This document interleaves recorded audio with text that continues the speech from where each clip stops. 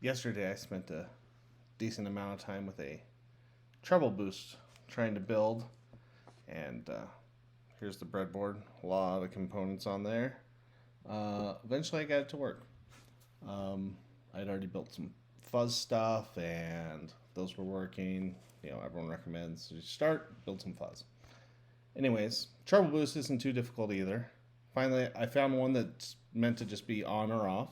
That Vox 860V treble boost from like the 60s. I found a what's it called, schematic for that. So I built that, and I liked what it did. It uses a very small capacitor. Schematic called for 500 picofarad. I used 470 because that's what I have, and it was close. So that lets very high frequencies through, and if it's not high frequency, it doesn't go through. Boost that.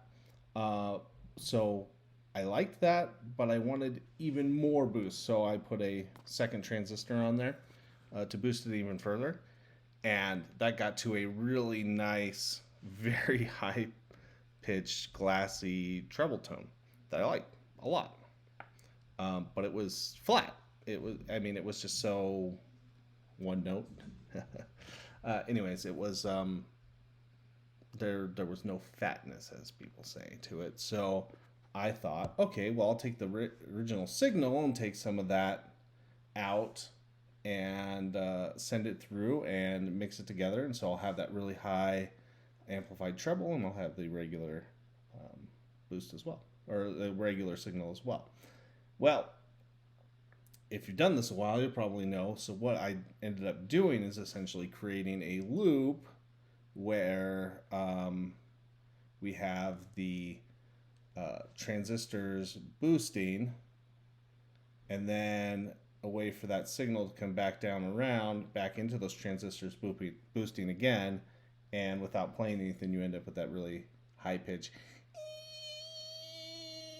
type of sound. And depending on if you have a lot of resistors in there and a lot of impedance, it can be very loud. So I struggled with this for many hours.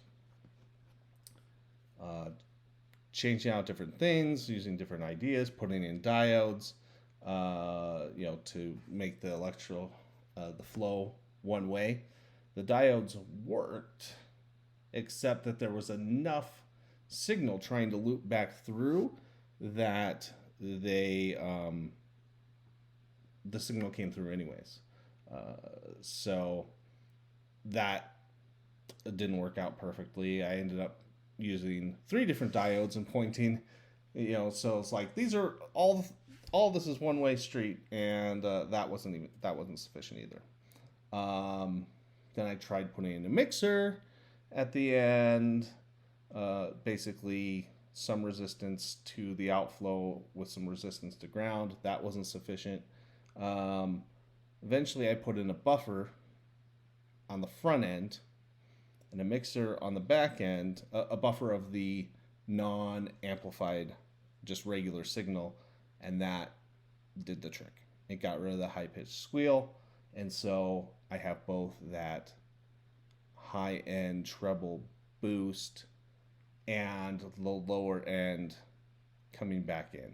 Now, it will become the hard part in actually messing around with the values to see if I can get it to sound better, because the high end treble is still just overloading so much of the underlying stuff coming back in that it's it's not fat enough, as people would say. Anyways, so if you're starting building pedals, I highly recommend that you look up a